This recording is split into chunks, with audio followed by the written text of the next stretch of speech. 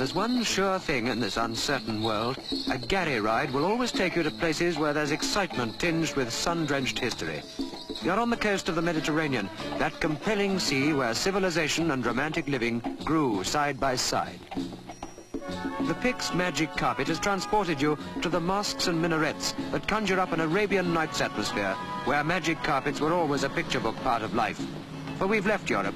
This is the strange city where Western concepts and Middle Eastern magic are superimposed. It was a horse, like ours, over 2,000 years ago, that brought Alexander the Great here to found this city in his name. Alexandria, Egypt's beguiling seaport, captured in turn by Romans, Turks and Arabs, as this old fort reminds us, silently.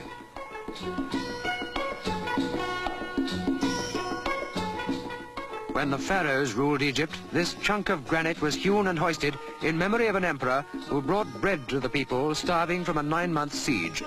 The Sphinx looked inscrutably on, while in the course of centuries, one of the many mouths of the Nile, which flowed into Alexandria's fishing harbour, got silted up and lost.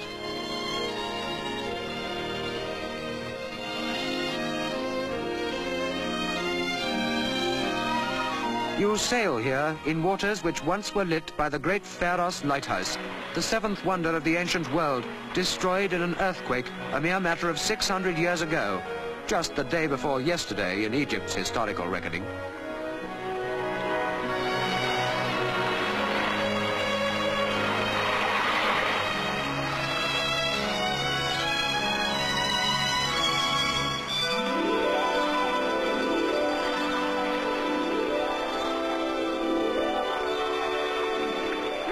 To what particular century would you attribute these fishermen? They, or others like them, were doing just this before the lighthouse island was joined by the river's rich deposits to the mainland to become a busy part of a bustling modern town. Nobody must tell them they're out of place with the streamlined city, because they too are part of Egypt's ancient romance that posterity will want us to preserve.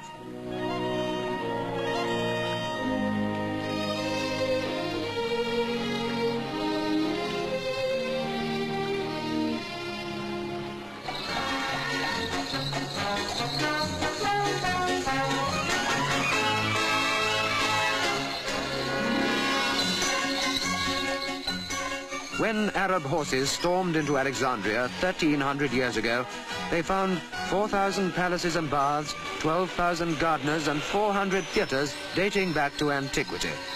But there are surprisingly few ancient traces left here, where 15 miles of corniche give a south of France look to the seafront road that leads east, where we're heading, to the palm-girt Montaza Palace, where ex-King Farouk disported himself in luxury.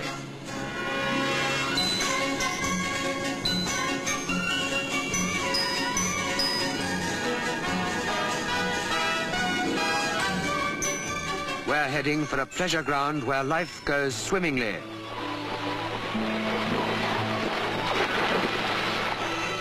Once, this was the king's private beach, exclusive to his chosen favorites. Today it belongs to everyone. They're famous, the beaches of Alexandria.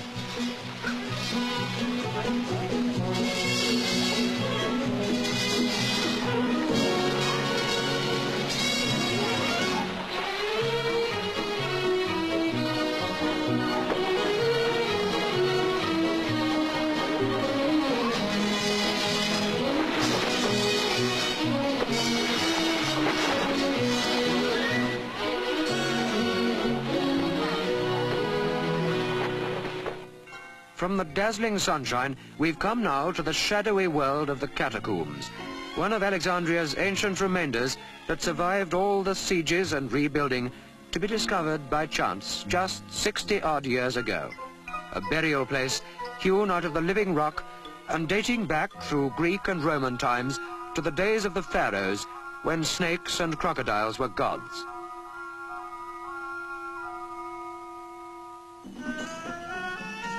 In the Montaza Palace today, you can win riches if you guess right at roulette. But who can guess what riches, what hidden slices of history may be buried underneath? Faites vos jeux. Faites vos jeux, s'il vous plaît.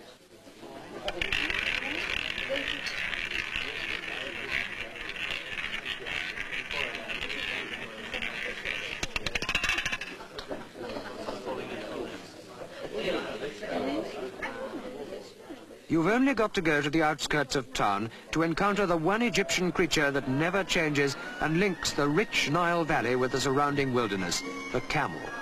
From the western desert away to Upper Egypt, there are camel sales like this one near Aswan, the key market for trade with the Sudan. Here you see fellahin faces unchanged from the faces depicted on the tombs in the Valley of the Kings. Here, life has stood still through the scurrying centuries. Yet, ironically, it's here at Aswan, where the Nile bursts through the granite rocks in a huge cataract, that a great dam is to be built, which will fertilize the desert wastes, but must inevitably inundate some of the ancient monuments. The biggest change that Egypt's seen in 3,000 years. There have been changes too in the Red Sea. Here at Hurghada, the capital of the area, you can take a motorboat out among the coral reefs for the sort of fishing that most people only dream about. The perfect excursion, here where not long ago pirates made life perilous.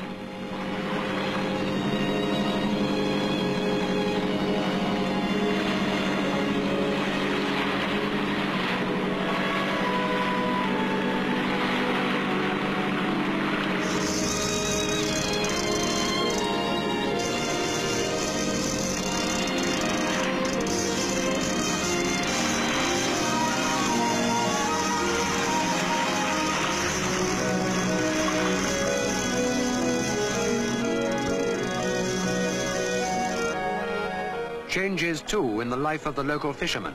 Paraffin lights are the only concession they'll make to modernity as they put out at dusk to lure the self-same fishes that their ancient ancestors speared by the light of flares.